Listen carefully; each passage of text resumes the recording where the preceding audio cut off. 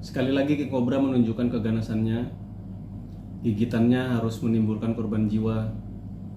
Dan kali ini korbannya adalah orang yang saya kenal, Mas Haji Rahmat. Beliau merupakan ketua Yayasan Siox sekaligus sebagai salah satu pendirinya. Beliau juga sebagai trainer saya waktu saya pertama kali bergabung di Siox beberapa tahun yang lalu. Sesuai rilis yang dikeluarkan di sosmed resminya Yayasan Siox di IG, itu Mas Haji mengalami kecelakaan, jadi kebait King Cobra pada saat mengikuti pelatihan BTM. Jadi beliau sebagai trainer. Kronologis lengkapnya saya juga kurang paham, tapi yang pasti setelah kejadian itu beliau dirawat di RSUD Ulin di Banjarmasin, sempat koma. Saya dengar kabar itu hari Minggu, kejadian hari Minggu, Senin, Selasa dini hari beliau dinyatakan meninggal dunia oleh rumah sakit. Sebagai orang yang mengenal beliau, tentu saja kami berduka. Jadi beliau seringkali memberikan ilmunya terkait ular. Jadi kalau ada yang belum mengenal Yayasan Siox Ular Indonesia ini adalah yayasan yang bergerak di bidang studi ular. Jadi kita mempelajari ular, bagaimana karakteristiknya dan bagaimana cara menanganinya. Saya memiliki video kenangan bersama beliau pada saat saya mengikuti BTM beberapa tahun yang lalu di Balikpapan. Jadi pada waktu itu saya melakukan kesalahan. Sebenarnya itu bukan pada proses training, jadi pas pada saat sesi rehat ada beberapa trainer yang menunjukkan cara untuk free handle ular piton.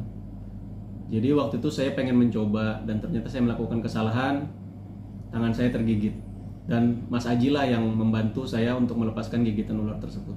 Salah posisi. Dilepas, tangannya dibuka, masukin air.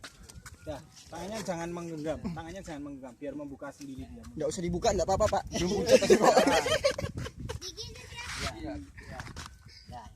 Pegangnya kebuka, salah. Tenang, kasih betadin. Tahan sakit ya, tahan sakit. Tenang, dicuci dulu baru dikasih betadin. Bentar Mas, dibuka. Dibuka beritanya, dia ngunci. Tenang. Nyangkut ini. Beritanya harus dibuka. Jangan tarik. Sakitnya. Tenang, cuci dulu darahnya.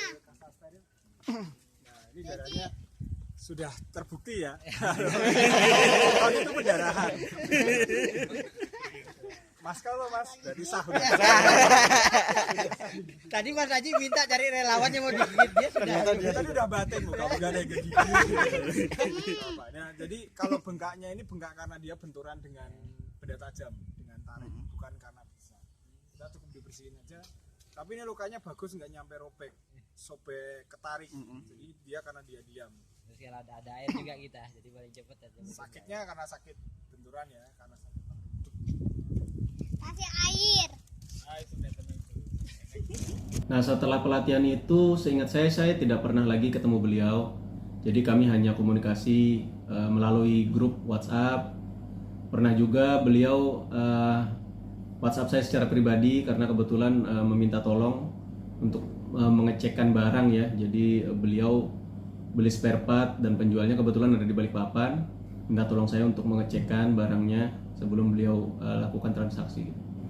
Selebihnya hanya percakapan-percakapan di grup WhatsApp atau di Facebook ya. Jadi pada saat hari Minggu sore itu saya juga kaget waktu mendengar kabar beliau tergigit ular pada saat acara BTM di Banjarmasin. Jadi rekan saya mengirimkan WhatsApp. Lalu saya tanya kondisi beliau. Waktu itu masih simpang siur. Jadi karena beberapa teman Muscle Siox, relawan Siox yang kami kenal itu kebetulan tidak mengikuti giat sampai sore, siang sudah pada pulang. Nah, kami tidak ada yang kenal gitu. Beberapa yang ikut pelatihan sampai sore. Jadi memang simpang siur. Kejadiannya seperti apa juga sampai sekarang saya juga belum tahu kronologis detailnya.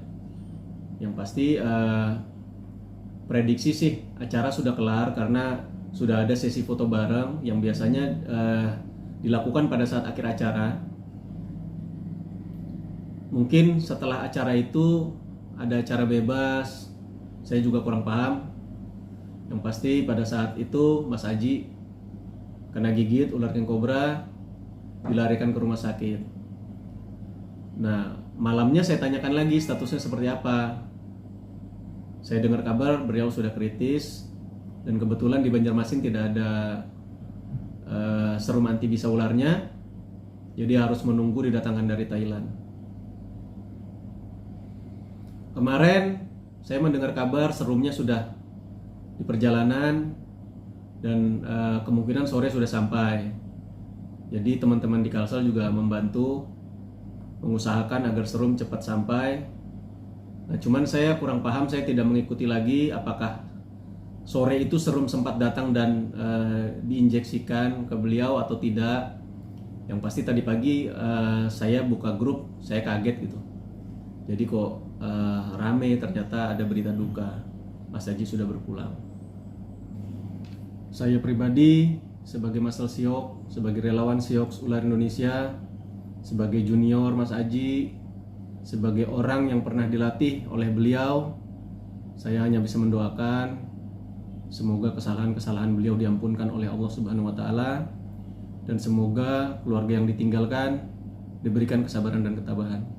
Amin ya rabbal alamin.